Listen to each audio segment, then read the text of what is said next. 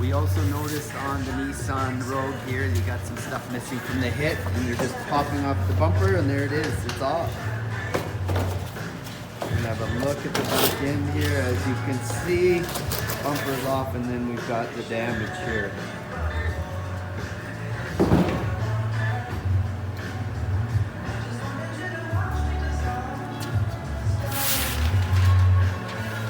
Hughes Auto Body Brokers, guys, will take care of you. Have a great day.